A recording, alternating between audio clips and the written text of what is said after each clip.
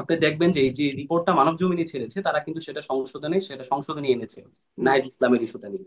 এখন প্রশ্ন হচ্ছে, দেখেন, নাহিদ ইসলাম যখন সরকারে ছিল তখন স্পষ্টতই যে নগদ এটি আসলে বাংলাদেশ ব্যাংকের অধীনে ছিল, এটি নাহিদের মন্ত্রণালয়ের অধীনে ছিল না। তো যে কারণে আসলে এই যে রিপোর্টটা নিয়ে গতকাল আরেকটা ফ্যাক্ট চেক থেকে যেটা আমরা জানতে পেরেছি, সেটা হচ্ছে এই যে নাহিদ ইসলামকে নিয়ে একটা বিভ্রান্তিকর যে রিপোর্ট, এই রিপোর্টটা হচ্ছে, এটা আসলে বলা হচ্ছে যে এটা এজেন্সির যে চোথা আছে তাদের যে রিপোর্ট আছে, সেই রিপোর্টটা মানব জমিনের সাংবাদিক সেটা হুবহু সেটা ছাপিয়ে দিয়েছে। এখন আমরা এই ধরনের ঘটনা আমরা কখন দেখি? আমরা দেখেছি যখন 111 ছিল, তখনও এই ধরনের গোয়েন্দা সংস্থাদের তৈরি করা রিপোর্ট এবং তাদের সেই চোথা, সেটা আসলে পত্রিকা এবং মিডিয়াগুলোতে সরাসরি প্রিন্ট করা হতো। এবং আমরা দেখেছি যে প্রথম আলোর মতো সাংবাদিকদের, সেখানে যারা এডিটর আছে, তারাও রিসেন্টলি বলেছে যে আসলে বিভিন্ন গোয়েন্দা সংস্থা থেকে তাদেরকে এসে বসে থাকতো এবং বলা হচ্ছে যে আপনারা এই রিপোর্ট আপনাদেরকে ছাপাতে হবে।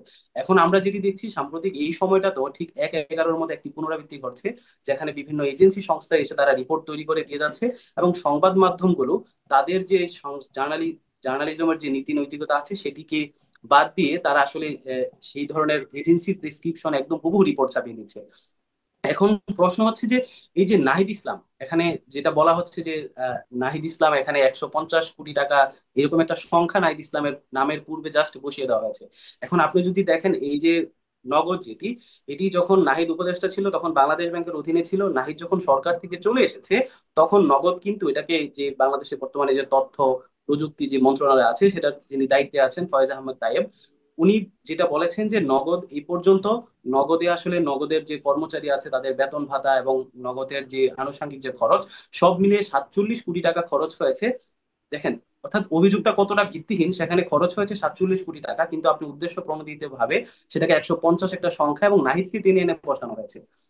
এখন আমাদের যে প্রশ্নটা হচ্ছে তাহলে যে আপনি কি বলছেন গোয়েন্দা সংস্থা আসলে এনসিপি নেতাদের পিছিয়ে লেগেছে? আমি মানে সেটি বলছি আপনাদের যে নামে এরকম এখানে চোথা আমরা কেন এক সরবরাহ একারের করছে? মতো আমরা একটা পুনরাবৃত্তি এখানে দেখতে পাচ্ছি। দ্বিতীয়ত হচ্ছে, আপনি দেখেন এখানে আসল ইস্যু কোনটা। এখানে আপনি জানেন যে এই যে বাংলাদেশ ব্যাংক যেটি আছে, এটি এই স্বৈরাচার পতনের পর আসলে এখানে বাংলাদেশ এই নগদে বাংলাদেশ ব্যাংক এবং হচ্ছে তানভীর মিশুর যে গ্রুপ আছে, সেই গ্রুপের মধ্যে কিন্তু একটা ঠান্ডা লড়াই সেখানে চলছে। দ্বিতীয়ত হচ্ছে, আপনি জানেন যে এই যে নগদের যেই বিকল্প যে আরেকটা কম্পিটিটিভ যে প্রতিষ্ঠান আছে বিকাশ, বাংলাদেশ ব্যাংকের গভর্নর কিন্তু সেই বিকাশের লোকজনদেরকে নিয়ে দেখবেন যে একটা ব্যবস্থাপনা পরিষদ গঠন করেছে। তো যেই জায়গা থেকে এখানে আরেকটি ইস্যু আছে যে বাংলাদেশ ব্যাংক চাচ্ছে যে এই নগদ নামে যে প্রতিষ্ঠানটি আছে এটি প্রাইভেটাইজেশন আকারে থাকুক, এটি বেসরকারি পর্যায়ে থাকুক। কিন্তু এটি দেখা গিয়েছে গত 9 মাস পার হয়ে যাওয়ার পরেও তারা আসলে বাংলাদেশ ব্যাংক থেকে নগদের কোনো ব্যবস্থাপনা তারা করে নাই।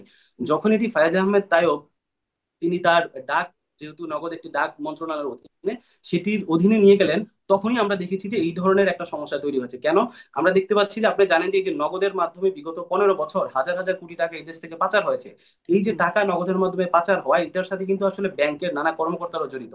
এবং ফায়াজ আহমেদ তায়েব তার আজকের ফেসবুক পোস্টে তিনি স্পষ্ট বলেছেন যে বাংলাদেশ ব্যাংকের কিছু কর্মকর্তা এই রিপোর্টটি তারা মানব জমিনের মাধ্যমে এবং বিভিন্ন এজেন্সিকে ব্যবহার করে তারা জি। এই রিপোর্টটি মিরাজ দিয়েছে। ভাইয়া, মিরাজ ভাইয়া, ধন্যবাদ এখন আপনাকে। আপনার কাছে না আবারও না, আসছি। মানে আপনি হাজার হাজার একটা কোটি মিনিট, টাকা আমি পাচারটা যেটা যেমন বলতে এখন চাচ্ছি যে অভিযোগ, এখন এইটাও আপনি বলছেন অভিযোগ। এই অভিযোগগুলাই তো আসলে ভাবমূর্তি বা ইমেজ, ক্লিন ইমেজ যেটা বলছেন, সেই ইমেজের জন্য ভালো না। আপনারা যদি ক্লিন ইমেজের মানুষ খোঁজেন, আমি একটু ডাক্তার জাহিদুর রহমানের কাছ থেকে এই প্রসঙ্গটি শুনে আরো অনেকগুলো প্রসঙ্গ আসলে আসবো, কিন্তু এই প্রসঙ্গটি একটু শুনে নিই যে ক্লিন ইমেজের মানুষ কি বা ক্লিন ইমেজের প্রার্থী কি এনসিপিতে কমছে, যেটি আসলে সার্জিস আলম ইঙ্গিত করছেন যে দল দেখে নয়, ইমেজ, ক্লিন ইমেজের প্রার্থী দেখে ভোট দিতে।